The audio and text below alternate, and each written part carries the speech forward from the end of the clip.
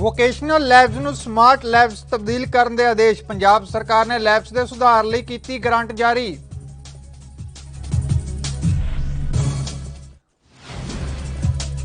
ਹਰ corona ਪੀੜਤ ਦਾ ਇਲਾਜ ਕਰਨ ਦੇ ਲਈ ਪੰਜਾਬ ਸਰਕਾਰ ਵਚਨਬੱਧ। ਪੰਜਾਬ ਸਰਕਾਰ ਦੇ ਵੱਲੋਂ ਤੇਜ਼ੀ ਨਾਲ ਚਲਾਇਆ ਜਾ ਰਿਹਾ ਕੋਰੋਨਾ ਟੀਕਾਕਰਨ।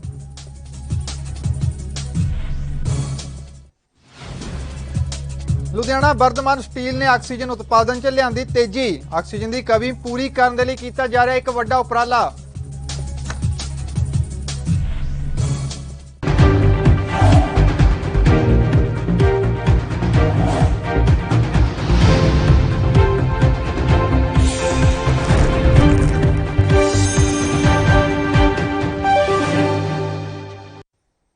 सत श्री अकाल जी। एनबी न्यूज़ देख रहे सारे दर्शकों का मैं मनप्रीत सिंह गिल स्वागत कर रहा। तो शुरुआत करते हैं अज के बुलेटिन की।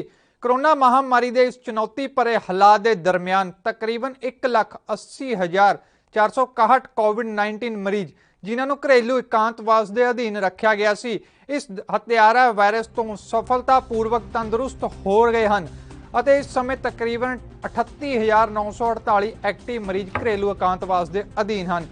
सेहत विभाग ਦੀਆਂ ਟੀਮਾਂ ਦੀ ਨਿਗਰਾਨੀ ਅਧੀਨ महामारी ਦੇ ਨਾਲ इस जंग उत्ते फतेह पाउण लई डटे हुए हैं। इस संबंधी जानकारी देंदे हुए सेहत मंत्री बलबीर सिंह सिद्धू ने कहा कि हल्के लक्षण और बिना लक्षणों वाले मरीजों को हस्पतालों के विच दाखिल होने की जरूरत नहीं है। अजिहे मरीज टैसटिंग के समय सिर्फ घरेलू एकांतवास विच रहन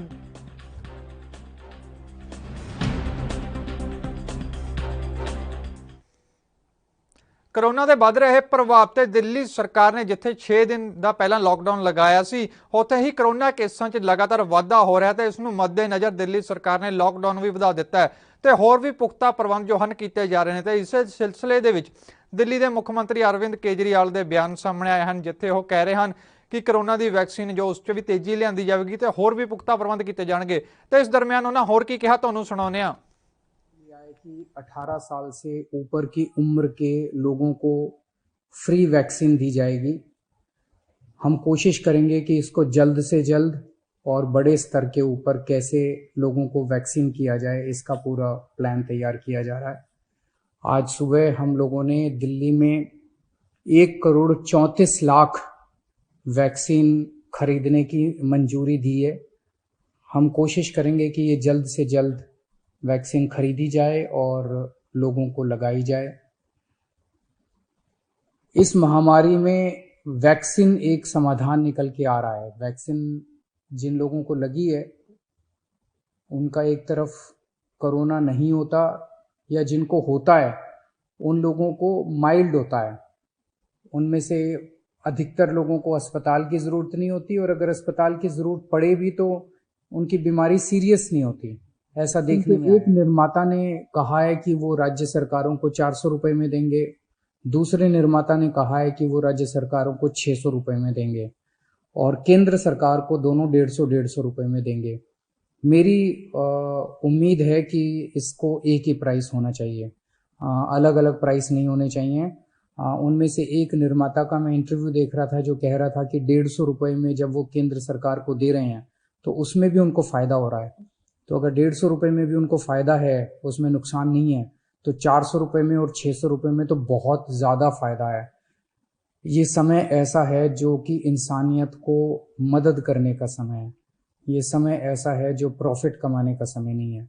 देश भर के अंदर केंद्र सरकार ने कई दवाइयों के प्राइसेस के ऊपर कैप लगाए।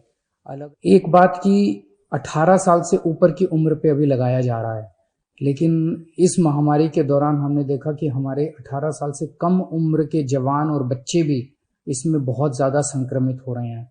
उनमें से कुछ लोगों की मौत भी हुई है। तो उनके लिए भी अब हमें सोचने का टाइम आ गया है कि अगर यही वैक्सीन्स उनको भी लगाई जा सकती हैं, उनके लिए भी सेफ और इफ़ेक्टिव हैं, तो यही वैक्सीन लगाई जाएं। और अगर ये वैक्सीन्स उनको नहीं लगाई जा सकती, दूसरी वैक्सीन्स की ज़रूरत है, तो मैं उम्मीद करता हूँ कि जल्द दूसरी वैक्सीन्स भी ईजाद होंगी जो बच्चों को भी लगाई जा सकें, उनको भी सेफ हो और इफ़ेक्टिव हो। दिल्ली में ऑक्सीजन बेड्स बढ़ाने का इस टाइम बहुत बड़े स्तर पे हम लोग काम कर रहे हैं। अभी मैं राधा स्वामी सत्संग ब्यास के वहाँ पे जो एक सेंटर बनाया गया है उसका मुआयना करके आ रहा हूँ आज सुबह सुबह। 10 बजे वो मरीजों के लिए खोल दिया गया है। लगभग 500 बेड्स शुरू किए जा रहे हैं। आज 150 बेड्स हैं, अगले 1-2 दिन में 500 बेड्स हो जाएंगे। ਸਿੱਖਿਆ ਮੰਤਰੀ ਵਿਜੇ ਇੰਦਰ ਸਿੰਗਲਾ ਦੇ ਵੱਲੋਂ ਮੁਖੀ ਸਿੱਖਿਆ ਦੇ ਪੱਧਰ ਸੁਧਾਰ ਕਰਨ ਦੇ ਲਈ ਵੋਕੇਸ਼ਨਲ NSQF ਲੈਬਸ ਦੀ ਕਾਇਆ ਨੂੰ ਸਮਾਰਟ ਲੈਬਸ 'ਚ ਤਬਦੀਲ ਕਰਨ ਤੇ ਜ਼ੋਰ ਦਿੱਤਾ ਹੈ। ਇਸ ਵਾਸਤੇ ਨੌਨ IT ਟ੍ਰੇਡਸ ਲੈਬਸ ਦੇ ਲਈ 66,500 ਰੁਪਏ ਤੇ IT ਟ੍ਰੇਡਸ ਲੈਬਸ ਦੇ ਲਈ 11,000 ਰੁਪਏ ਪ੍ਰਤੀ ਮਹੀਨੇ ਦੀ ਗ੍ਰਾਂਟ ਜੋ ਹੈ ਜਾਰੀ ਕੀਤੀ ਹੈ। ਤੇ ਹੁਣ ਵਿਭਾਗ ਨੇ ਇਹਨਾਂ ਲੈਬਸ ਨੂੰ ਹੋਰ ਵੀ ਆਕਰਸ਼ਕ ਬਣਾਉਣ ਦੇ ਲਈ ਇਹਨਾਂ ਦੀ ਦਿੱਖ ਸੁਧਾਰਨ ਦੇ ਲਈ 8500 ਰੁਪਏ ਪ੍ਰਤੀ ਲੈਬਸ ਦੀ ਵਿਵਸਥਾ ਜਾਰੀ ਕੀਤੀ ਹੈ।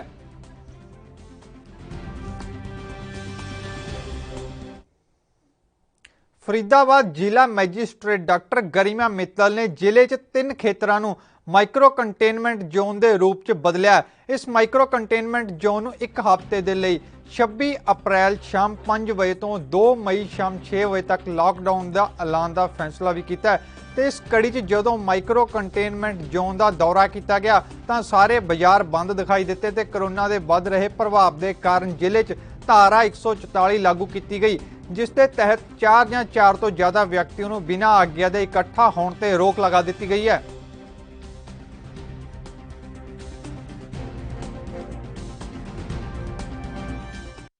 कर दी गई है कंटेनमेंट जोन को देखते हुए, कैसा मान रहे हैं इस फैसले को और कितना असर फैसला बिल्कुल सही है, बिल्कुल 100% सही है हम्म, और होना चाहिए। 15 दिन के लिए लगना चाहिए। अच्छा क्योंकि पब्लिक मान नहीं रही।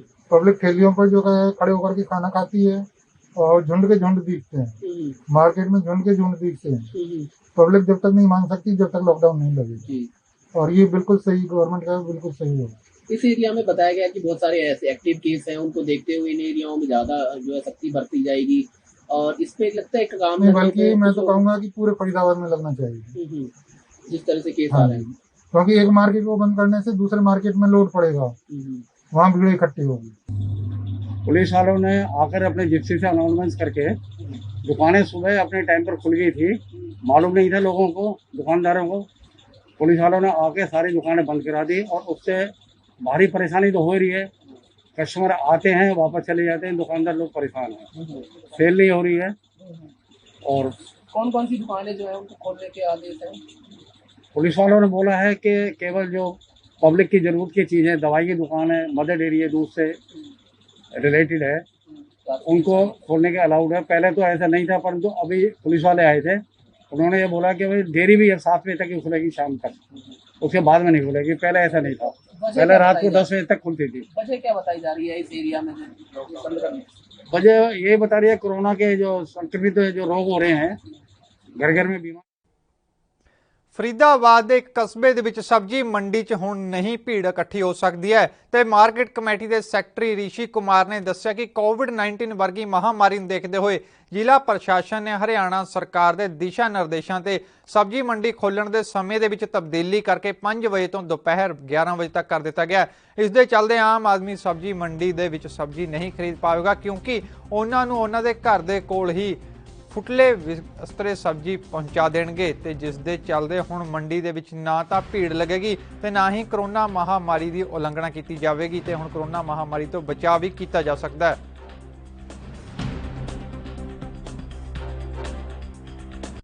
हमारे मुख्य प्रशासक महोदय हरियाणा कृषि विपणन बोर्ड की तरफ से आदेश आए थे कि सब्जी मंडियों का समय आप बदल दिया जाए। कोविड महामारी को देखते हुए कुछ बचाव के सुझाव दिए गए थे उनके द्वारा। उन्हीं में से एक ये था कि सब्जी मंडी का टाइम सुबह 5 बजे से दोपहर 11 बजे तक का रखा जाए और उसके बाद मंडियों में कोई कामकाज सब्जी मंडियों के अंदर ना हो। इसके अलावा दूसरा ये था कि सब्जी मंडियों में रिटेल का काम बिल्कुल बंद कर दिया जाए। जो रिटेलर्स उनको सब्जी मंडी से बाहर कर दिया जाए, शहर में जाके गली गलियों में से, ताकि पब्लिक को भी आराम मिले और वो भी इस महामारी से बचें, जो घर में सब्जी फ्रूट वगैरह उपलब्ध हो जाए। इस उद्देश्य को देखते हुए दोनों चीजें 2 कदम उठाए गए थे। अब इसको आज थोड़ा सा हालांकि भीड़ रही है हमारी मंडी में, क्योंकि पहला दिन था, लोग जागरूक नहीं थे। हमने अखबार वगैरह निकलवा तो किया था, लेकिन धीरे धीरे इस चीज को हम कंट्रोल करते हैं। कब तक समझा जाए पूरी तरह लागू हो जाएगा? देखिए पूरी तरह लागू तो आज से ही मानिए आप, क्योंकि हमने कल आदेश दे दिए थे, लेकिन आम जन तक अभी ये सूचना नहीं पहुंच पाई है कि सब्जी मंडी में आपको खुदरा में सब्जी नहीं मिलेगी। आपको अपने घर के सामने ही रेडी वाले सब्जी वालों से सब्जी फ्रूट खुदरा में लेना है। कुछ आगे थे लोग बन जाने में। तो आज ਕੋਰੋਨਾ ਮਹਾਮਾਰੀ ਦੇ ਪ੍ਰਭਾਵ ਨੂੰ ਰੋਕਣ ਦੇ ਲਈ ਤੇ ਪੁਖਤਾ ਪ੍ਰਬੰਧਾਂ ਦੇ ਬਾਰੇ ਪੰਜਾਬ ਦੇ ਸਿਹਤ ਮੰਤਰੀ ਬਲਬੀਰ ਸਿੰਘ ਸਿੱਧੂ ਨੇ ਕਿਹਾ ਕਿ ਪੰਜਾਬ ਸਰਕਾਰ ਦੇ ਵੱਲੋਂ ਦਿੱਲੀ ਸਮੇਤ ਦੇਸ਼ ਦੇ ਕਿਸੇ ਵੀ ਹਿੱਸੇ ਤੋਂ ਆਉਣ ਵਾਲੇ ਕੋਵਿਡ ਮਰੀਜ਼ਾਂ ਦਾ ਇਲਾਜ ਬਿਨਾਂ ਕਿਸੇ ਦੇਰੀ ਅਤੇ ਭੇਦਭਾਵ ਤੋਂ ਕੀਤਾ ਜਾਵੇਗਾ। ਉਹਨਾਂ ਕਿਹਾ ਕਿ ਸਰਬੱਤ ਦੇ ਭਲੇ ਦੇ ਸਿਧਾਂਤ ਦੇ ਅਨੁਸਾਰ ਪੰਜਾਬ ਸਰਕਾਰ ਹਰ ਪੀੜਿਤ ਨੂੰ ਇਲਾਜ ਮੁਹੱਈਆ ਕਰਵਾਉਣ ਦੇ ਲਈ ਵਚਨਬੱਧ ਹੈ, ਫਿਰ ਭਾਵੇਂ ਉਹ ਕਿਸੇ ਵੀ ਸੂਬੇ ਦਾ ਵਸਨੀਕ ਹੋਵੇ। ਉਹਨਾਂ ਕਿਹਾ ਕਿ ਪੰਜਾਬ ਸਰਕਾਰ ਦੇ ਵੱਲੋਂ ਕੋਵਿਡ ਟੀਕਾਕਰਨ ਤੇਜ਼ੀ ਨਾਲ ਚਲਾਇਆ ਜਾ ਰਿਹਾ ਹੈ ਤੇ ਉਹਨਾਂ ਦੱਸਿਆ ਕਿ ਹੁਣ ਤੱਕ 30 ਲੱਖ ਤੋਂ ਜ਼ਿਆਦਾ ਲੋਕਾਂ ਦਾ ਟੀਕਾਕਰਨ ਕਰਵਾਇਆ ਜਾ ਚੁੱਕਿਆ ਹੈ।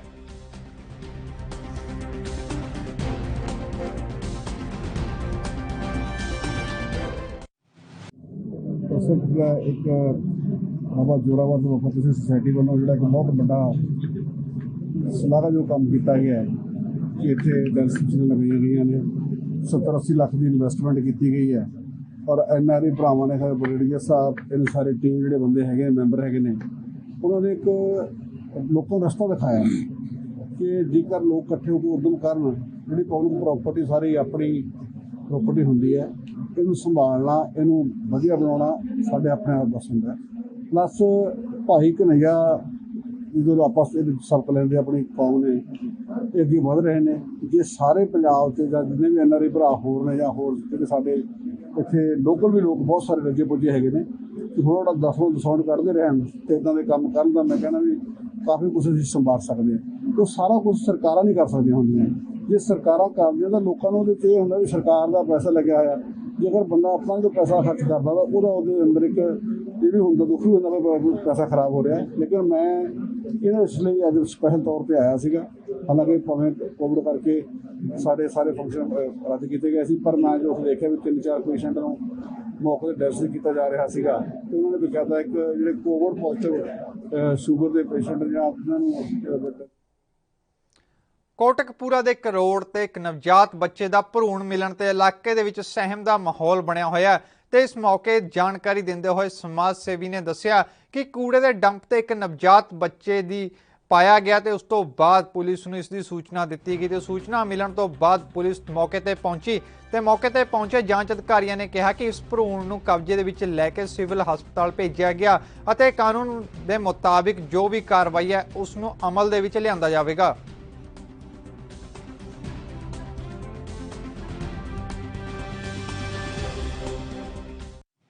ਮਾਰਨਿੰਗ ਟਾਈਮ 7:30 ਵਜੇ ਮੈਨੂੰ ਫੋਨ ਲਾਇਆ ਜੀ ਇੱਥੋਂ ਸਨੀ ਨੇ। ਸਰ ਉਹ ਕਹਿੰਦਾ ਜੀ ਮਾਸੀ ਜੀ ਇੱਥੇ ਕੋਈ ਬੱਚਾ ਸੱਟ ਗਿਆ ਡਿੱਗੀਆਂ ਤੇ, ਕਹਿੰਦਾ ਰਾਸਤੇ ਤੇ ਉਹਨਾਂ ਨੇ ਦੇਖਿਆ, ਕਹਿੰਦੇ ਬੱਚਾ ਰੋਈ ਜਾਂਦਾ। ਜਦ ਸਰ ਮੈਂ ਜਦੋਂ ਨੂੰ ਪਹੁੰਚੀ ਇੱਥੇ ਕਾਫੀ ਸਾਰਾ ਕੱਟ ਸੀਗਾ, ਦੇਖਿਆ ਤੇ ਡੈੱਡ ਬੋਡੀ ਹੋਈ ਪਈ ਸੀਗੀ, ਦੇਖਿਆ ਬੇਟਾ ਸੀ। ਸਰ ਬਹੁਤ ਜ਼ਿਆਦਾ ਦੁੱਖ ਦੀ ਗੱਲ ਆ ਵੀ ਮਾਵਾਂ ਤਰਸਦੀਆਂ ਪੁੱਤਾਂ ਨੂੰ। ਸਰ ਜਿਹੜਾ ਇੰਨਾ ਘਟਨਾ ਹੋਈ ਤਾਂ ਬਹੁਤ ਜ਼ਿਆਦਾ ਇਹਦੀ ਸਖਤ ਕਾਰਵਾਈ ਕੀਤੀ ਜਾਣੀ ਚਾਹੀਦੀ ਹੈ ਸਰ। ਜੋ ਵੀ ਪਤਾ ਲੱਗਦਾ ਸਰ ਅਸੀਂ ਮੈਂ ਦੇਖ ਕੇ ਉਸ ਤੋਂ ਬਾਅਦ ਫੋਨ ਲਾਇਆ ਦੂਜਾ ਸਿਟੀ ਕੋਟਕਪੂਰਾ ਚਮਕੌਰ ਸਿੰਘ ਨੂੰ, ਉਹ ਕਹਿੰਦੇ ਮੈਡੀਕਲ ਕਾਲਜ। ਉਸ ਤੋਂ ਬਾਅਦ ਫਿਰ ਮੈਂ ਲਾਇਆ ਮੁੰਸ਼ੀਆਂ ਨੂੰ ਫੋਨ, ਉਹਨਾਂ ਨੇ ਇਹਨਾਂ ਨੂੰ ਭੇਜਿਆ ਗਿਆ। MLA ਸਾਹਿਬ ਨੂੰ ਵੀ ਫੋਨ ਲਾਤਾ ਸੀ ਵੀ ਜਲਦੀ ਤੋਂ ਜਲਦੀ ਭੇਜੋ ਇੱਥੇ, ਵੀ ਇੱਦਾਂ ਕਰਕੇ ਕੁੱਤੇ ਬਿੱਲੇ ਨਾ ਲੈ ਜਾਣ। ਤੇ ਪਰ ਸਰ ਬਹੁਤ ਜ਼ਿਆਦਾ ਘਟਨਾ ਵਾਪਰੀ ਹੈ, ਬਹੁਤ ਜ਼ਿਆਦਾ ਗਲਤ ਗੱਲ ਆ ਜੀ। ਜਿਨ੍ਹਾਂ ਨੇ ਜਦੋਂ ਵੀ ਇਹ ਕੀਤਾ ਉਹਨਾਂ ਨੂੰ ਪਤਾ ਲੱਗਣ ਤੇ ਸਖਤ ਤੋਂ ਸਖਤ ਕਾਰਵਾਈ ਕੀਤੀ ਜਾਵੇ। ਅੱਜ ਕਰੀਬ 7:45 ਵਜੇ ਸਾਨੂੰ ਵੱਜਰਿਆ ਫੋਨ, ਇੱਥੇ ਡਿੰਪਲ ਜੀ ਨੇ, ਸ਼ਾਇਦ ਸਾਬਕਾ MC ਹੈ ਕਿ ਮੌਜੂਦਾ ਨੇ, ਉਹਨਾਂ ਦਾ ਫੋਨ ਗਿਆ ਸੀ ਕਿ ਦੁਆਰਿਆਣਾ ਰੋਡ ਤੇ ਭੱਠਿਆਂ ਦੇ ਕੋਲ ਕਰੀਬ 8-9 ਮਹੀਨੇ ਦੀ ਉਮਰ ਦੇ ਬੱਚੇ ਦਾ ਭਰੂਣ ਪਿਆ ਜੋ ਐਕਸਪਾਇਰਡ ਆ। ਕਾਰਵਾਈ ਲਈ ਮੌਕੇ ਤੇ ਪਹੁੰਚਿਆ ਜਾਵੇ, ਜਿਸ ਦੇ ਸੰਬੰਧ ਦੇ ਵਿੱਚ ਮੈਂ ਸਮੇਤ ਪੁਲਿਸ ਪਾਰਟੀ ਦੇ ਇੱਥੇ ਆਇਆ। ਆ ਕੇ ਕਾਰਵਾਈ ਜਿਹੜੀ ਹੈਗੀ ਆ ਉਹਨਾਂ ਦਾ ਬਿਆਨ ਲਿਖ ਕੇ ਆਰੰਭ ਕਰ ਦਿੱਤੀ ਆ। ਬੱਚੇ ਨੂੰ ਹੁਣ ਅਸੀਂ ਸਿਵਲ ਹਸਪਤਾਲ ਲੈ ਕੇ ਜਾਵਾਂਗੇ। ਇਹਦਾ ਜੋ ਵੀ ਪੋਸਟਮਾਰਟਮ। ਵੇਲਾ ਹੋ ਗਿਆ ਇੱਕ ਛੋਟੇ ਜਿਹੇ ਬ੍ਰੇਕ ਦਾ ਤੇ ਜਲਦ ਹਾਜ਼ਰ ਹੋਵਾਂਗੇ ਬ੍ਰੇਕ ਤੋਂ ਬਾਅਦ।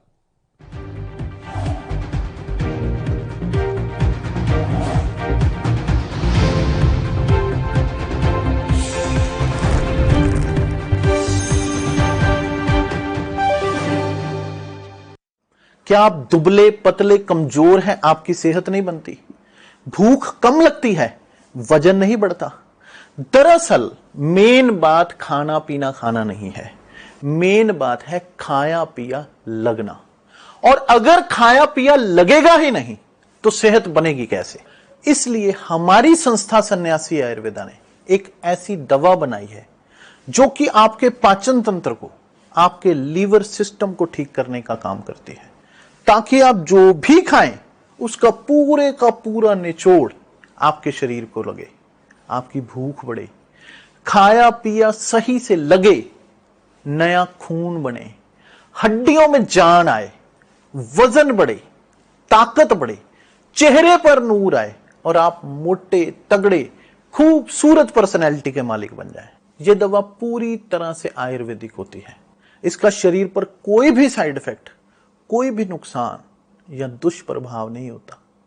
लड़के लड़कियां दोनों इसका इस्तेमाल कर सकते हैं और पहले 15 दिन के अंदर ही आपको इसका असर महसूस हो जाएगा। सिर्फ 650 रुपए की पूरे 1 महीने की दवा होती है और आप इसे घर बैठे 01145454545 पर फोन करके दवा मंगवा सकते हैं।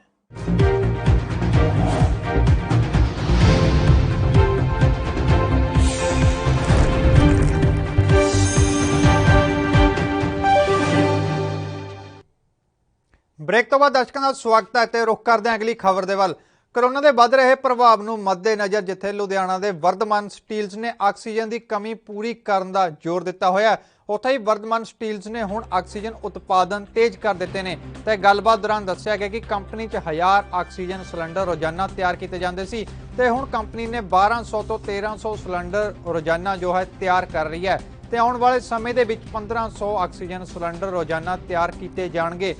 ਤੇ ਇਸ ਦੇ ਉਦਘਾਟਨ ਜੋ ਹੈ ਡੀਐਸਪੀ ਵਰਿੰਦਰ ਸ਼ਰਮਾ ਨੇ ਕੀਤਾ ਤੇ ਹੁਣ ਵਰਧਮਾਨ ਸਟੀਲਜ਼ ਕੰਪਨੀ ਦਾ ਦਾਅਵਾ ਹੈ ਕਿ ਆਉਣ ਵਾਲੇ ਸਮੇਂ ਦੇ ਵਿੱਚ ਉਹ ਆਕਸੀਜਨ ਜੋ ਹੈ ਪੂਰੀ ਤਰ੍ਹਾਂ ਪੂਰੀ ਕਰਨ ਦੇ ਵਿੱਚ ਦਾਅਵਾ ਰੱਖਦੀ ਹੈ।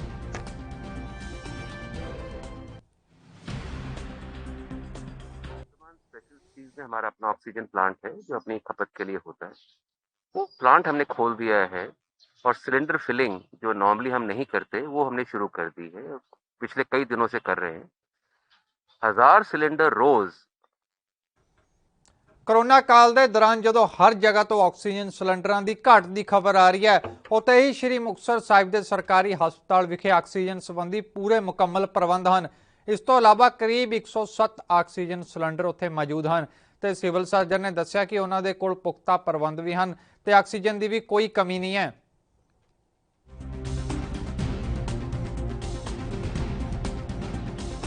मुक्तसर जिले के विच इस स्टेज ते सानू ऑक्सीजन की कोई दिक्कत नहीं आ रही।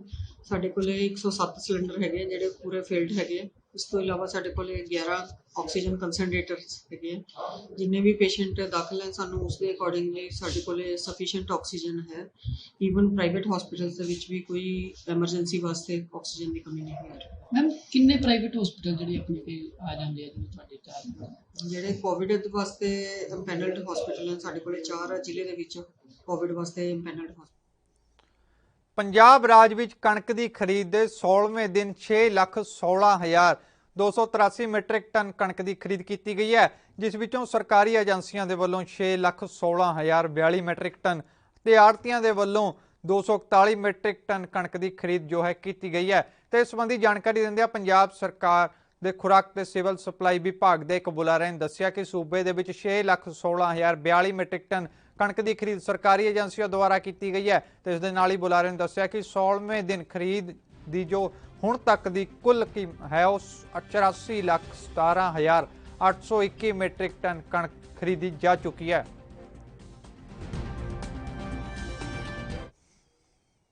10 अप्रैल तो पंजाब सरकार द्वारा पंजाब ਦੀਆਂ ਮੰਡੀਆਂ ਦੇ ਵਿੱਚੋਂ कणक की खरीद का ऐलान किया गया सी, जिस नूं लैके पंजाब सरकार ਦੀਆਂ एजेंसियां के द्वारा लगातार कणक की खरीद की जा रही है। तो मंडियां दे विच पुज्जण वाले किसान कणक की खरीद नाल संतुष्ट नज़र आ रहे हैं।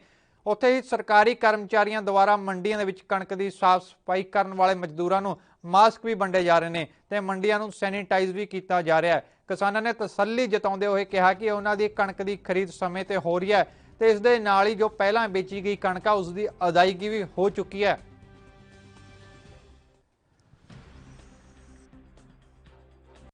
ਮੰਡੀ ਦਾ ਕੰਮ ਕਰਦੇ ਆ, ਜਦ ਅਸੀਂ ਸਵੇਰ ਆਪਦੇ ਘਰ ਤੋਂ ਮੰਡੀ ਕੰਮ ਕਰਨ ਆਉਣੇ ਆ ਤਾਂ ਸਾਨੂੰ ਸਵੇਰ ਆਉਂਦਿਆਂ ਨੂੰ ਮਾਸਕ ਵੰਡੇ ਜਾਂਦੇ ਆ ਤੇ ਸੈਨੀਟਾਈਜ਼ ਕੀਤਾ ਜਾਂਦਾ ਹੈਗਾ, ਜਿਹਦੇ ਉਹਦੇ ਨਾਲ ਨਾ ਤਾਂ ਸਾਡੀ ਸੇਫਟੀ ਹੈ ਜੀ, ਨਾ ਸਾਡੇ ਪਰਿਵਾਰ ਦੀ, ਨਾ ਹੋਰ ਸਾਰਿਆਂ ਦੀ। ਬਹੁਤ ਸੋਹਣਾ ਕੰਮ ਚੱਲੀ ਜਾਂਦਾ ਜੀ। ਹਾਂਜੀ ਮੰਡੀ ਤੁਹਾਨੂੰ ਸਾਰੀਆਂ ਹਰ ਤਰ੍ਹਾਂ ਦੀ ਸਹੂਲਤਾਂ ਮਿਲ ਰਹੀਆਂ? ਹਾਂਜੀ ਹਾਂਜੀ ਹਾਂਜੀ ਸਾਰੀਆਂ ਸਹੂਲਤਾਂ, ਕੋਈ ਪ੍ਰੋਬਲਮ ਨਹੀਂ ਆ ਰਹੀ ਜੀ।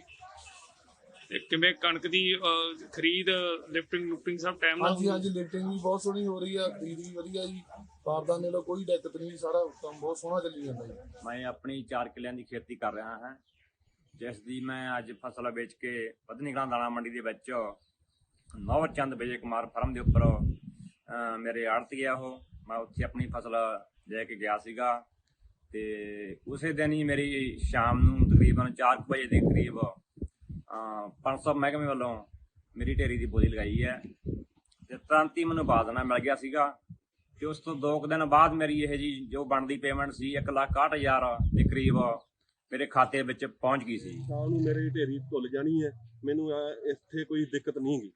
ਬਾਰਦਾਨੇ ਦੀ ਕਮੀ ਤਾਂ ਦੱਸ ਰਹੇ ਹਰੇਕ ਮੰਡੀ ਫਿਲਹਾਲ ਬਾਰਦਾਨਾ ਵੀ ਪਿਆ ਹੋਇਆ ਆੜਤੀਏ ਕੋਲੇ, ਸਾਨੂੰ ਉਸ ਦੀ ਵੀ ਕੋਈ ਪਰੇਸ਼ਾਨੀ ਨਹੀਂ ਹੈ ਤੇ ਉਹਨਾਂ ਦੇ ਆੜਤੀਏ ਦੇ ਦੱਸਣ ਮੁਤਾਬਕ ਤੈਨੂੰ ਸ਼ਾਮ ਨੂੰ ਵਿਹਲਾ ਕਰਕੇ ਘਰੇ ਤੋਰ ਦਿੱਤਾ ਜਾਏ।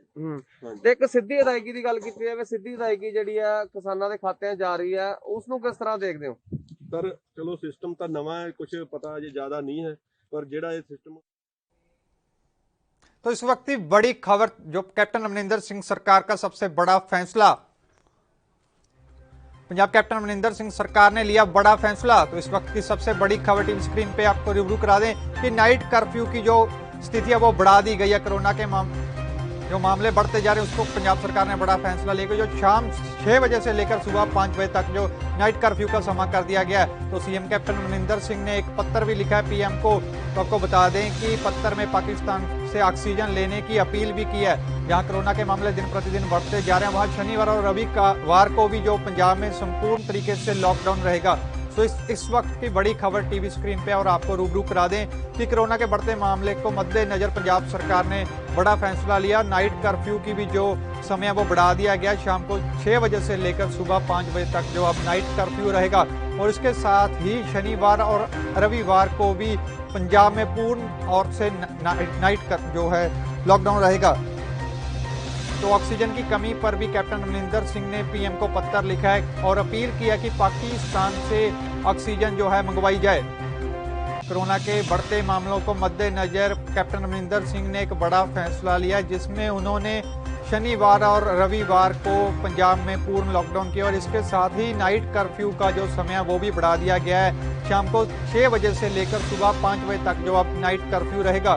और इसके साथ ही कैप्टन अमरिंदर सिंह ने पीएम को पत्र भी लिखा जिसमें उन्होंने कहा है कि ऑक्सीजन की कमी आ रही है और पाकिस्तान से ऑक्सीजन जो लेने के लिए वो अपील कर रहे हैं।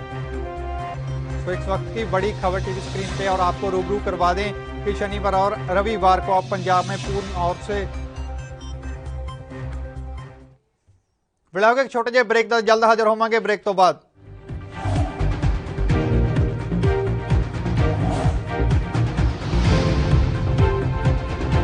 वीरों और भैनों, ये वैक्सीनेशन प्रोग्राम जड़ा है सारी दुनिया चल रहा है, अपने उरे नहीं। वो ये चीज़ हुण एक दुनिया की एक जंगी एक किस्म का हो गया है। तो मैं अज थोड़े नाल यही गल करना चाहना है, अगर आपां ने अपने परिवारां नूं बचाउणा है, बच्चों नूं बचाउणा है, अपने होर बजुर्ग ने उहदे विच घरां दे विच उहनां नूं बचाउणा है, तां इक्को ही तरीका है कि आपां टीके लगाओ। 2 टीके लगदे ने, एक लगदा है, फिर कोई 5-6 हफ्तियां तो बाद एक होर लगदा है, और फिर ਇਹਦਾ ਜਿਹੜਾ ਅਸਰ ਹੁੰਦਾ ਹੈ ਦੂਸਰੇ ਟੀਕੇ ਦੇ 15 ਦਿਨਾਂ ਬਾਅਦ ਇਹਦਾ ਅਸਰ ਹੁੰਦਾ ਹੈ। ਤਾਂ ਇਹ ਜ਼ਰੂਰੀ ਹੈ ਕਿ ਤੁਸੀਂ ਜਲਦੀ ਇਸ ਨੂੰ ਲਗਾ ਲਓ। ਮੈਂ ਲਗਾਏ ਨੇ ਦੋਨੋਂ। तो ਅੱਜ ਮੇਰੀ ਇਹੀ ਬੇਨਤੀ ਹੈ ਤੁਹਾਨੂੰ ਕਿ ਤੁਸੀਂ ਮੇਰੀ ਗੱਲ ਮੰਨੋ, ਸਾਰੇ ਤੁਸੀਂ ਲਗਾਓ ताकि ਤੁਸੀਂ ਵੀ ਬਚੋ और ਨਾਲ ਤੁਹਾਡੇ ਘਰਾਂ ਦੇ ਵਿੱਚ ਜੋ 45 ਸਾਲ ਤੋਂ ਉੱਪਰ ਨੇ ਉਹਨਾਂ ਨੂੰ ਵੀ ਲਗਾਓ ताकि अपना परिवार बच सके। कोविड टीकाकरण पंजाब ले अपने परिवार ले। क्या आप दुबले पतले कमजोर हैं, आपकी सेहत नहीं बनती, भूख कम लगती है, वजन नहीं बढ़ता? दरअसल मेन बात खाना पीना खाना नहीं है, मेन बात है खाया पिया लगना। और अगर खाया पिया लगेगा ही नहीं तो सेहत बनेगी कैसे? इसलिए हमारी संस्था सन्यासी आयुर्वेदा ने एक ऐसी दवा बनाई है जो कि आपके पाचन तंत्र को, आपके लीवर सिस्टम को ठीक करने का काम करती है, ताकि आप जो भी खाएं उसका पूरे का पूरा निचोड़ आपके शरीर को लगे, आपकी भूख बढ़े, खाया पिया सही से लगे, नया खून बने, हड्डियों में जान आए, वजन बढ़े, ताकत बढ़े, चेहरे पर नूर आए और आप मोटे तगड़े खूबसूरत पर्सनैलिटी के मालिक बन जाए। यह दवा पूरी तरह से आयुर्वेदिक होती है। इसका शरीर पर कोई भी साइड इफेक्ट, कोई भी नुकसान या दुष्प्रभाव नहीं होता। लड़के लड़कियां दोनों इसका इस्तेमाल कर सकते हैं और पहले 15 दिन के अंदर ही आपको इसका असर महसूस हो जाएगा। सिर्फ 650 रुपए की पूरे 1 महीने की दवा होती है और आप इसे घर बैठे 01145454545 पर फोन करके दवा मंगवा सकते हैं।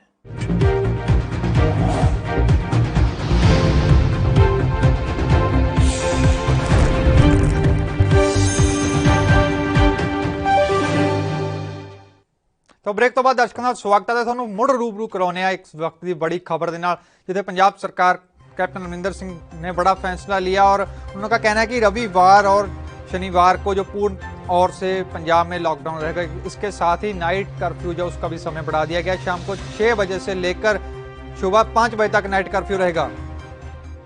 तो इस देरी जानकारी ਲਈ ਜਗਤਾਰ ਸਿੰਘ ਭੁੱਲਰ ਸਾਡੇ ਨਾਲ ਸਹਿਯੋਗੀ जुड़ चुके हैं। जगतार जी, जो कैप्टन अमरिंदर सिंह ने नवा फैसला लिया है कोरोना ਦੀਆਂ ਵੱਧ ਰਹੇ ਕੇਸਾਂ ਨੂੰ ਮੱਦੇਨਜ਼ਰ। बिल्कुल देखो, अज पंजाब की कैबिनेट मीटिंग सी और 4 वजे मीटिंग शुरू हुई थी, हुण मीटिंग खत्म हुई है। काफ़ी वड्डी कैबिनेट मीटिंग और उस मीटिंग के जो फैसला लेगा कि पंजाब के बहुत ही स्थिति जी चिंताजनक है, क्योंकि वैक्सीन टीके वो खत्म हो चुके ने, ऑक्सीजन वो लगभग खत्म हो चुकी है, पटियाले खत्म हो चुकी है, बठिंडे खत्म हो चुकी है और अमृतसर खत्म हो चुकी है। कैबिनेट मीटिंग तो बाद सुनील जाखड़ और जो सूबा कांग्रेस प्रधान और नाल उन्होंने पंजाब के खजाना मंत्री मनप्रीत सिंह बादल, सेहत मंत्री बलबीर सिंह सिद्धू, इन्होंने मीडिया के गलबात की है कि ऑक्सीजन वास्ते सेंटर को हाथ जोड़ के अपील की गई है, पर अजे तक जी ऑक्सीजन प्रोवाइड नहीं करवाई गई है। 103 तो मीट्रिक टन मनी गई, 104 दी वो भी पानीपत रुकी पई है। और उन्होंने भी कहा कि कैबिनेट ने भी चर्चा की, क्योंकि पाकिस्तान बिल्कुल नहीं, पाकिस्तान भी मदद करने को तैयार है, उत्थों सानू ऑक्सीजन लैन की आग्ञा दी है, क्योंकि पंजाब दे पूरे देश के जी भी ऑक्सीजन की जी वरतों करनी वो सेंटर ने अपने हाथों में लै ली है। तो उन्होंने कहा कि खुदा ना खासा अगर पंजाब का जानी पक्षों नुकसान होता तो ये वास्ते सेंटर सरकार जिम्मेवार होगी, क्योंकि वैक्सीन टीके खत्म आ और ऑक्सीजन लगभग खत्म हो चुकी कई शहरों के हॉस्पिटलों के, और नाल दी नाल हालात के मद्देनजर हुण पंजाब सरकार ने, पंजाब कैबिनेट ने फैसला लिया कि हर रोज़ शाम के 6 बजे तो लैके अगली सवेर के 5 बजे तक कर्फ्यू लगा रहूगा। 5 बजे दुकाना बंद करवाइया जाएंगे, कोई हालात बहुत चिंताजनक बनते जा रहे हैं और शनि ऐतवार जो पूर्ण तौर पर लॉकडाउन रहेगा। ये जो फैसला लिया गया और पंजाब पुलिस ने भी सख्ती के नाल कहा कि जो फैसले ने सरकार के इनू अमली जामा अपनाया जाए, क्योंकि जिस तरह ऑक्सीजन की घाट नाल मौतां हो रही ने, करोना के नाल केस वध रहे हैं, जी दूजी जी लहर के नाल बहुत ज़्यादा नुकसान हो रहा, ਉਹਦੇ मद्देनजर अज ਜਿਹੜੇ फैसले ले गए ने बहुत सी ਉਹਨੂੰ ਲੈ ਕੇ अज कह सकते कि कल तो हुण शामी 5 बजे सारे पूर्ण रूप में बाजार बंद होणगे, दुकानां बंद होणगियां और 6 बजे तो लैके अगले दिन की 5 बजे तक मतलब हर रोज़ ਇਹ ਜਿਹੜਾ ਪੰਜਾਬ ਦੇ ਵਿੱਚ ਕਰਫਿਊ ਲੱਗਾ ਰਹੂਗਾ। ਜੀ ਜਗਤਾਰ ਸਿੰਘ ਭੁੱਲਰ ਜੀ, ਬਹੁਤ ਬਹੁਤ ਧੰਨਵਾਦ ਤੁਹਾਡਾ तमाम ਜਾਣਕਾਰੀ ਦੇ ਲਈ। ਤੇ ਅਸੀਂ ਆਪਣੇ ਦਰਸ਼ਕਾਂ ਨੂੰ ਫਿਰ ਦੱਸ ਦਈਏ ਕਿ ਪੰਜਾਬ ਸਰਕਾਰ ਨੇ ਇੱਕ ਵੱਡਾ ਫੈਸਲਾ ਲਿਆ ਕਿ ਹੁਣ ਪੰਜਾਬ ਦੇ ਵਿੱਚ ਸ਼ਨੀਵਾਰ ਤੇ ਐਤਵਾਰ ਨੂੰ ਪੂਰਨ ਤਰੀਕੇ ਤੇ ਲਾਕਡਾਊਨ ਰਹੇਗਾ ਤੇ ਨਾਈਟ ਕਰਫਿਊ ਦਾ ਵੀ ਸਮਾਂ ਵਧਾ ਦਿੱਤਾ ਗਿਆ ਹੈ। ਫਿਲਹਾਲ ਇਸ ਬੁਲਟਨ ਚ ਇੰਨਾ ਹੀ। ਤੁਸੀਂ ਬਣੇ ਰਹੋ NB ਨਿਊਜ਼ ਦੇ ਨਾਲ ਤੇ ਮੈਨੂੰ ਦਿਓ ਇਜਾਜ਼ਤ। ਧੰਨਵਾਦ।